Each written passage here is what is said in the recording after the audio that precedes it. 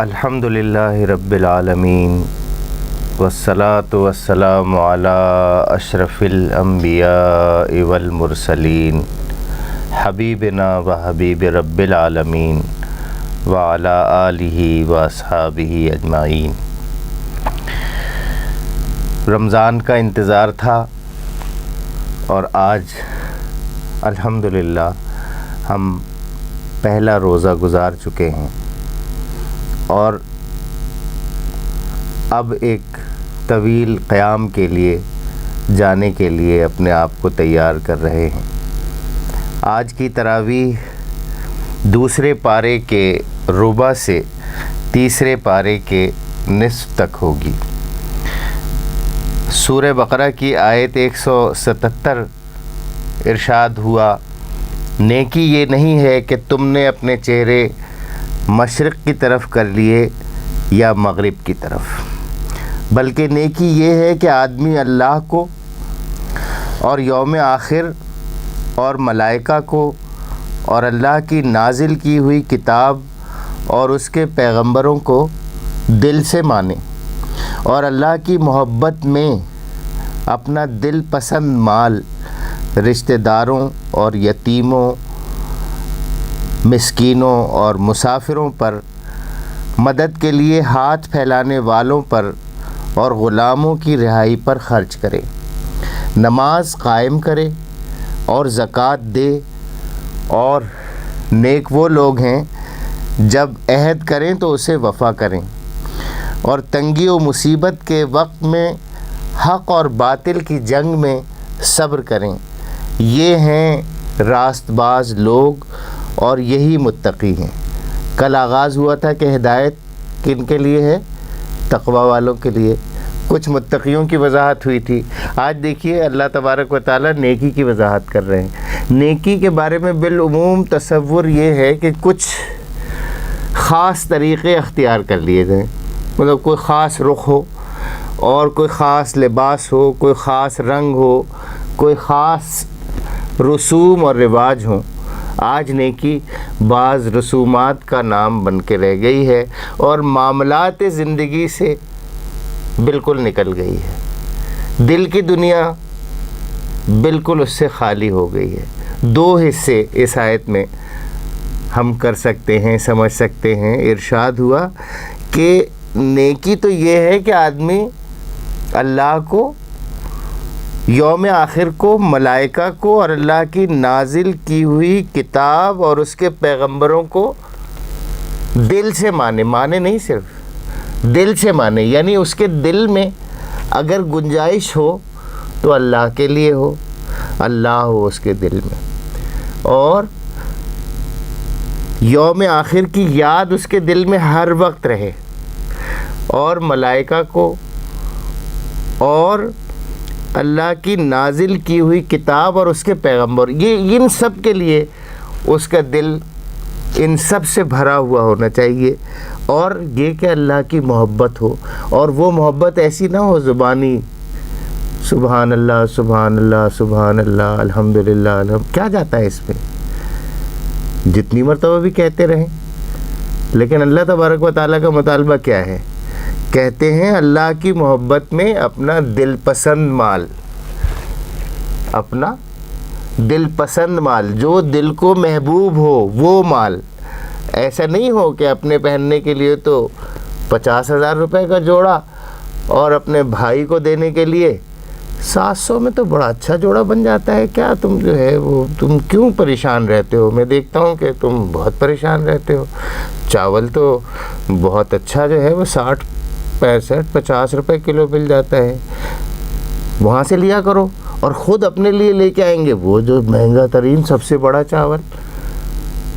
تو اپنا دل پسند مال جو تم پسند کرتے ہو پھر خرچ بھی کہاں کرو، یہ نہیں کہ وہ ادھر جا کے ڈال دیا، اس ڈبے میں ڈال دیا، عیدی میں ڈال دیا، چھیپا میں ڈال دیا، ادھر بکرے کھلا دیے۔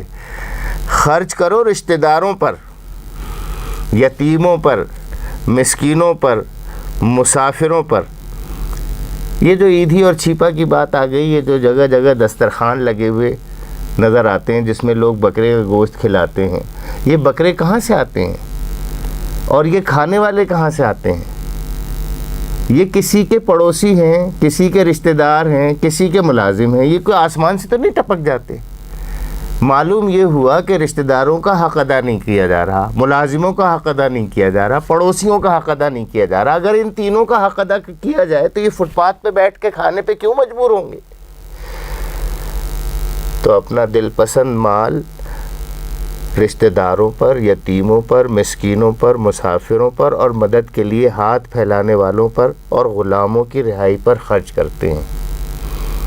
آج صرف انہی پر جو ہاتھ پھیلاتے ہیں کچھ خیرات دے دی جاتی ہے، اس لیے کہ ان کو دھتکار بھی سکتے ہیں، اور ساری قوم کو ہاتھ پھیلانے پر مجبور کیا جا رہا ہے کہ آؤ فٹ پاتھ پہ بیٹھو کھاؤ، بیکاری بنایا جا رہا ہے۔ یہ قطعاً اسلام نہیں ہے اور یہ قطعاً اسلام کی تعلیم نہیں ہے۔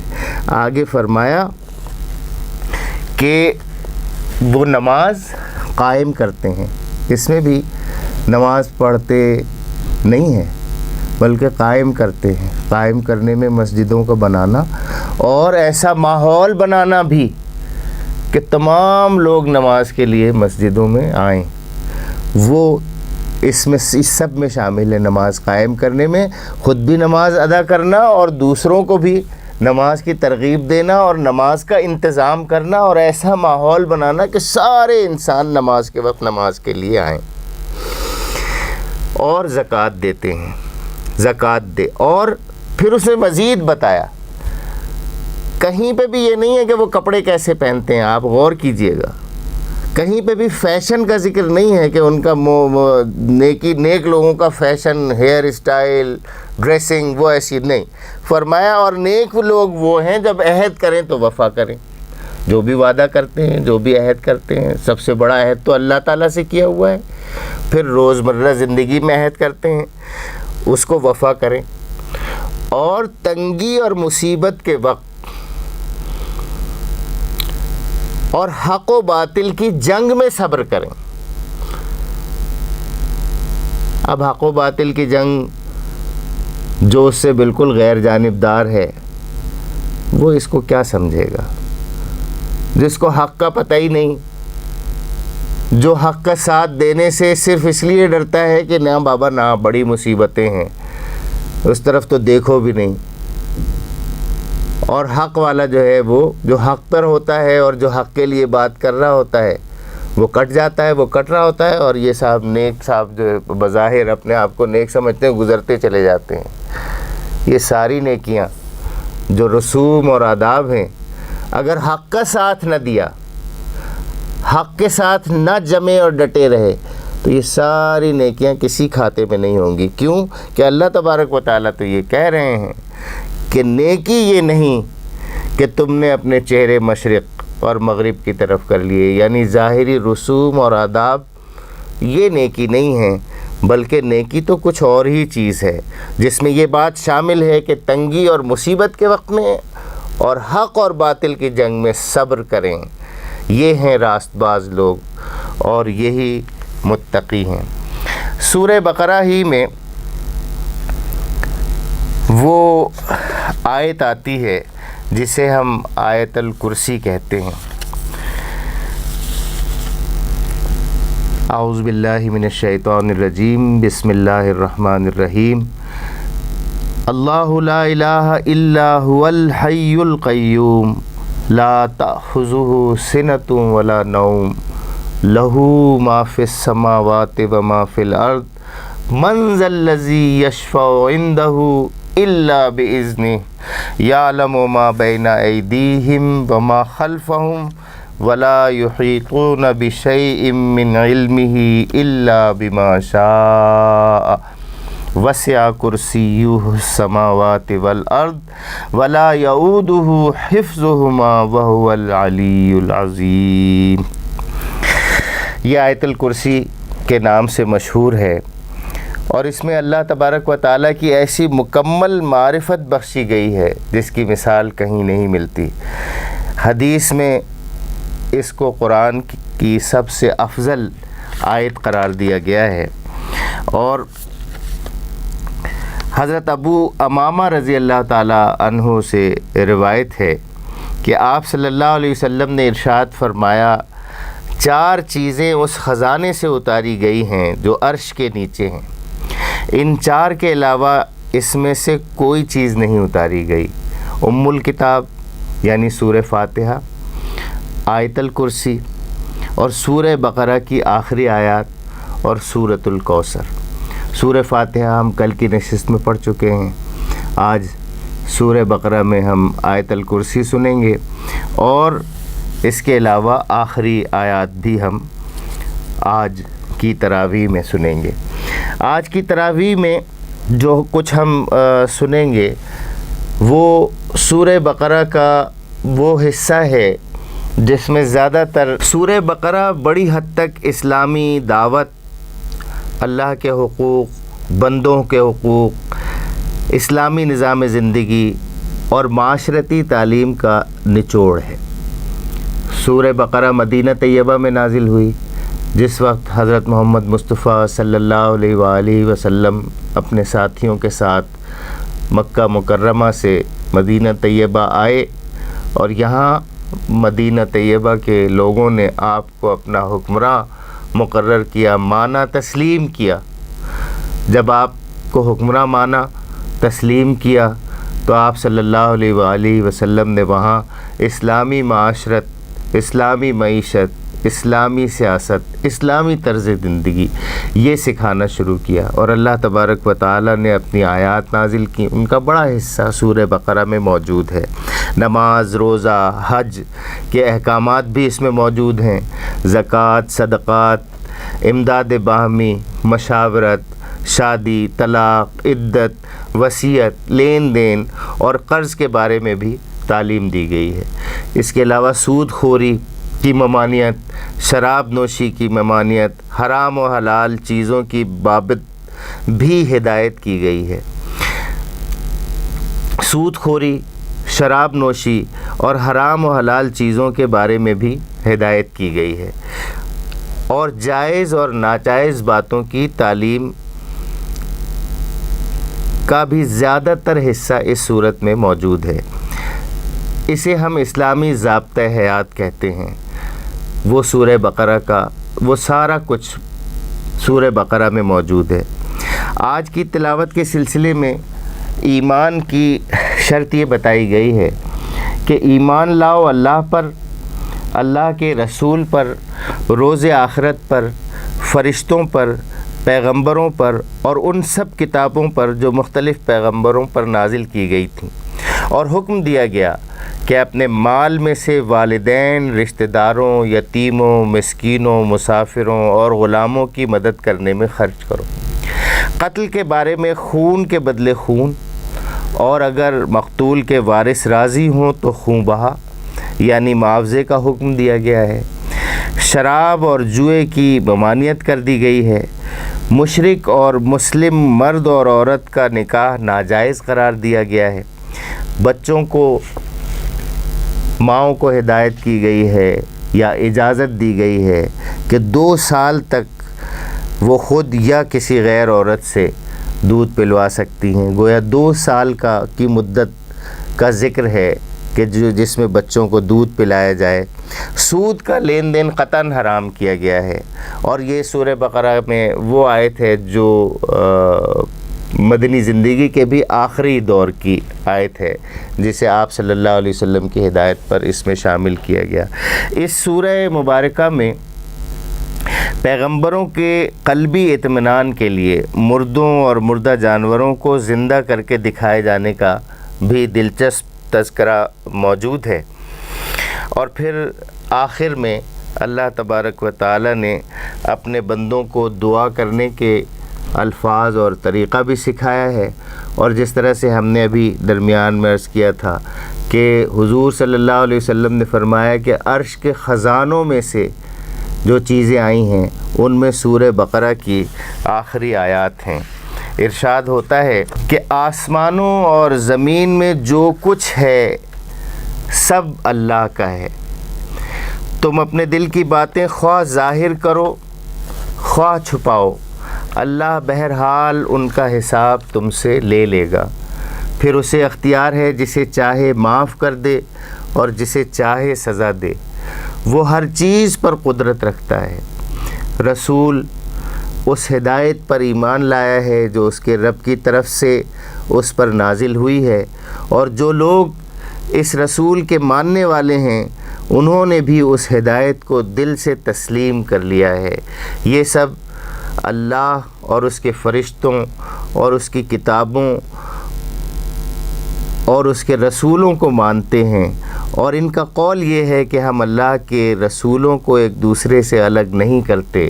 ہم نے حکم سنا اور اطاعت قبول کی. مالک، ہم تجھ سے خطا بخشی کے طالب ہیں اور ہمیں تیری ہی طرف پلٹنا ہے. آج ہم تصور بھی نہیں کر سکتے کہ جس وقت یہ آیت نازل ہوئی تھی تو مسلمانوں کے معاشرے میں خوشی، مسرت اور شادمانی کا کیا حال تھا.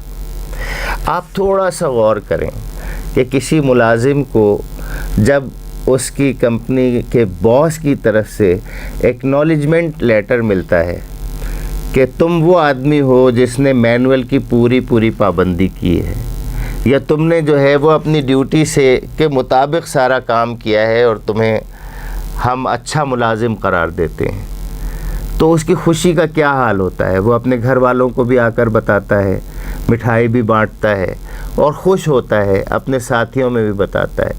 یہ جو آیت ہے آمن الرسول بما انزل الیہ من ربہ والمؤمنون، رسول اس ہدایت پر ایمان لایا ہے جو اس کے رب کی طرف سے اس پر نازل ہوئی ہے، اور جو لوگ اس رسول کے ماننے والے ہیں انہوں نے بھی اس ہدایت کو دل سے تسلیم کر لیا ہے.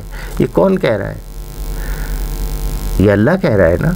یہ اکنالجمنٹ ہے اللہ تبارک و تعالیٰ کی طرف سے. جب یہ آیت نازل ہوئی تو خوشی کی لہر دوڑ گئی اہل ایمان میں کہ اللہ نے ہمارے ایمان کو قبول کر لیا، تسلیم کر لیا. آج ہم اس مٹھاس کو محسوس نہیں کر سکتے،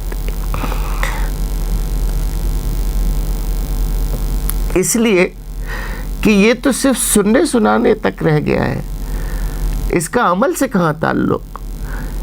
اس کے لطف اور اس کی مٹھاس اور اس کے مزے کو وہی سمجھ سکتا ہے جو شروع سے عمل اور عمل کی طرف ہو. اور اس کی مثال کیا دی اللہ تبارک و تعالیٰ نے؟ اس ایکنالجمنٹ کے بعد وہ کہتے یہ ہیں کہ ان کا طرز عمل یہ ہے کہ ان کا قول یہ ہے کہ ہم اللہ کے رسولوں کو ایک دوسرے سے الگ نہیں کرتے. یعنی ہم یہ مانتے ہیں کہ سارے اللہ کے رسول اللہ کی طرف سے مقرر تھے اور سب کی ہدایت ایک ہی تھی، سب کی ہدایت اللہ تبارک و تعالیٰ کی طرف سے تھی. اور ان کا طرز عمل کیا ہے؟ ان کا طرز عمل یہ ہے سمعنا و اطعنا، ہم نے حکم سنا اور اطاعت کی. یہ ہے لائف سٹائل، یہ ہے طرز عمل. اب آپ خود اندازہ کر لیجئے کہ قرآن مجید کے ساتھ ہمارا طرز عمل کیا ہے، اسلام کے ساتھ ہمارا طرز عمل کیا ہے. کیا سمعنا و اطعنا والا ہے؟ تھوڑی سی بھی آپ غور کریں گے نا دل سے اور سچائی کے ساتھ جائزہ لیں گے تو آپ کہیں گے کہ نہیں. ہم میں سے تو اکثر یہ بیٹھ کے کہتے ہیں کہ یہ بات سمجھ میں نہیں آئی، یہ حدیث کیسے اس پہ عمل ہو سکتا ہے، یہ آیت، یہ معاملہ اس پہ کیسے عمل ہو سکتا ہے. ہم تو اسی بات میں لگے ہوئے ہیں کہ عمل ہو سکتا ہے یا نہیں ہو سکتا. ہو سکتا ہے تو کیسے ہو سکتا ہے؟ سود کیا آج کے دور میں سود کے بغیر کام چل سکتا ہے؟ نہیں چل سکتا. کیا آج کے دور میں پردے کے احکام پر عمل ہو سکتا ہے؟ نہیں ہو سکتا. ہم تو اس بات پہ یقین رکھنے والے لوگ ہیں، ہم سمعنا و اطعنا والے لوگ نہیں ہیں. اگر ہم سمعنا و اطعنا والے لوگ نہیں ہیں تو یہ آیت پھر ہمارے لیے نہیں ہے. جب یہ آیت ہمارے لیے نہیں ہے تو تو ظاہر ہے اس کا لطف اور اس کا مزہ ہمیں کہاں آ سکتا ہے؟ اس کا لطف اور اس کا مزہ تو وہی لوگ لے سکتے ہیں جو سمینا و اطانا والے طرز عمل کی طرف آئیں۔ میری باتوں کا برا نہ مانیے گا، ہم چاہتے یہ ہیں، میں اس ساری بات سے چاہتا یہ ہوں، اپنے آپ سے خطاب ہے، کوئی آپ سے کہنا مطلب نہیں ہے، یہ تو میں اپنے آپ سے بات کر رہا ہوں کہ بھائی طرز عمل میرا جب یہ ہوگا کہ میں نے حکم سنا اور اطاعت قبول کی، تب بات بنے گی، تب ہم نیکی کے مرتبے اور مقام کو پا سکیں گے، اور تب بے اختیار ہماری زبان سے کیا نکلے گا؟ ہماری زبان سے یہ نکلے گا کہ مالک ہم تجھ سے خطا بخشی کے طالب ہیں، ہم تجھ سے کیا چاہتے ہیں؟ ہم تجھ سے چاہتے ہیں کہ تو ہمیں معاف فرما دے۔ اور کیوں؟ اس لیے کہ ہمیں تیری ہی طرف پلٹنا ہے، ہم کہیں اور تو جانا ہی نہیں ہے، آنا ہی آپ ہی کی طرف ہے، تو ہمیں معاف فرما دیجیے۔ اب اللہ تبارک و تعالیٰ جواب میں کیا کہتے ہیں؟ اس دعا کے جواب میں کیا کہتے ہیں؟ لا یکلف اللہ نفسا الا وسعها، اللہ کسی متنفس پر اس کی قدرت سے بڑھ کر ذمہ داری کا بوجھ نہیں ڈالتا۔ یہ اللہ تبارک و تعالیٰ کے انصاف اور عدل کے خلاف ہے کہ مجھ پر وہ بوجھ ڈالے جس کی مجھے صلاحیت نہ دی ہوئی ہو، جس کے لیے مجھے وسائل نہ دیے ہوئے ہوں۔ اس لیے آپ یہ کہہ کر ہینڈز اپ نہیں کر سکتے کہ ان حالات میں ہم کیا کرتے، ہم تو مجبور تھے، ہم تو لاچار تھے، ہم تو بے بس تھے۔ نہیں، جو کچھ قوت اور صلاحیت آپ کو اللہ تبارک و تعالیٰ نے دی ہے، آپ اس کو استعمال کرتے ہوئے سمینا و اطانا والا ماحول پیدا کرنے کی کوشش کریں۔ اس لیے کہ اللہ تبارک، اور یہ نہ سمجھیں کہ آپ نے تھوڑا کیا یا بہت کیا، اللہ تبارک و تعالیٰ کو تو آپ کے دل کا ارادہ، آپ کی نیت مطلوب ہے، اس کے ساتھ عمل جتنا بھی ہو، تھوڑا ہو یا بہت زیادہ، تھوڑے کو بہت زیادہ کرنا وہ اس کا کام ہے۔ تو فرمایا اللہ کسی متنفس پر، لا یکلف اللہ نفسا الا وسعها، اللہ کسی متنفس پر اس کی قدرت سے بڑھ کر ذمہ داری کا بوجھ نہیں ڈالتا۔ لہا ما کسبت وعلیہا مکتسبت، ہر شخص نے جو نیکی کمائی ہے اس کا پھل اسی کے لیے ہے، اور جو بدی سمیٹی ہے اس کا وبال بھی اسی پر ہے۔ یہ نہیں ہو سکتا کہ ہم اپنے پچھلوں کی نیکیوں اور اس کے کارناموں کا فائدہ آج حاصل کر لیں، ان کو یاد کر کے، ان کو یاد رکھ کے ویسا بننے کی کوشش کریں گے تو فائدہ ہوگا۔ لیکن یہ نہیں ہو سکتا کہ پدرم سلطان بود، یہ ہم کہتے رہیں کہ ہمارا باپ بادشاہ تھا تو ہمیں بھی بادشاہ بنا دو۔ نہیں، بادشاہوں والی صفات پیدا کرنی ہوگی، جیسے وہ لوگ تھے ویسی صفات پیدا کرنی۔ تو انہوں نے جو کچھ کمایا اپنے لیے وہ ان کے لیے ہے، اور آج بھی جو کچھ کوئی خود کمائی کرے گا اچھائی وہ اس کے لیے ہوگی، اور برائی کرے گا تو ویسی ہوگی۔ پھر فرمایا اے ایمان لانے والو، تم دعا کیا کرو تو اس طرح کیا کرو، ربنا لا تؤاخذنا ان نسینا او اخطانا۔ آپ بتائیں بچتا کیا ہے پھر اس کے بعد؟ ہم جو غلطی کرتے ہیں وہ بھول کی وجہ سے کرتے ہیں یا خطا کرتے ہیں، اللہ تبارک و تعالیٰ خود سکھا رہے ہیں کہ تم دعا یہ کیا کرو کہ اے ہمارے رب، ہم سے بھول چوک میں جو قصور ہو جائیں ان کی گرفت نہ کرو۔ ہم بھول جائیں یا چوک جائیں، ان کی ہم سے گرفت نہ کر۔ جو خود دعا کرنے کا طریقہ سکھا رہا ہو تو کیا اس بات کا امکان ہے کہ ویسے ہی دعا کر لیں تو وہ مسترد کر دے گا؟ یہ تو عام دنیا میں ہم دیکھتے ہیں، دنیا کی زندگی میں اگر کوئی بڑا عرضی لکھنے کا طریقہ بتاتا ہے کہ ایسے اپلیکیشن لکھ کے لے آؤ 4 لائنیں، یہ ہو جائے گا کام، تو ہم سمجھتے ہیں ہو گیا کام، بس ہم اسی طرح ٹوٹے پھوٹے الفاظ میں لکھتے ہیں اور دیتے ہیں اور وہ ہو جاتا ہے۔ آپ سمجھیں کہ اللہ سکھا رہا ہے دعا، ہم نے اس طرح دعا کر لی، معافی مل گئی، ہو گیا کام۔ آگے فرمایا مالک ہم پر وہ بوجھ نہ ڈال جو تو نے ہم سے پہلے لوگوں پر ڈالے تھے۔ یعنی ایسے بوجھ نہ ڈال جو ہم سہار نہ سکتے ہوں، جیسے ہم سے پہلے لوگوں پر ڈالے گئے تھے۔ پروردگار جس بار کو اٹھانے کی طاقت ہم میں نہیں ہے وہ ہم پر نہ رکھ، ہمارے ساتھ نرمی کر، ہم سے درگزر فرما، ہم پر رحم کر، تو ہمارا مولا ہے، کافروں کے مقابلے میں ہماری مدد کر۔ یہ دعا ہے جو اللہ تبارک و تعالیٰ نے خود سکھائی ہے۔ پورے شعور کے ساتھ اگر ہم یہ دعا کرتے ہیں تو ہمیں یہ یقین ہونا چاہیے کہ جو دعا سکھا رہا ہے اگر ہم اس کے ہیں، جیسا وہ چاہتا ہے ویسے ہیں، اور پھر ہم ٹوٹے پھوٹے انداز میں الفاظ میں ہم یہ دعا کرتے ہیں تو یہ ضرور قبول ہونے والی دعا ہے۔ یہ وہ آیتیں ہیں جو عرش کے خزانوں سے آئی ہیں اور انہیں ہمیں یاد کرنا چاہیے۔ حضرت علی کے بارے میں آتا ہے کہ کہتے ہیں کہ میں حیران ہوتا ہوں اس شخص پر کہ جو سورہ بقرہ کی آخری آیتوں کو پڑھے بغیر سو جاتا ہے۔ اسے اپنی روزانہ کی اللہ تبارک و تعالیٰ سے مناجات اور رات کی گفتگو کا حصہ بنائیں۔ وآخر دعوانا ان الحمد للہ رب العالمین۔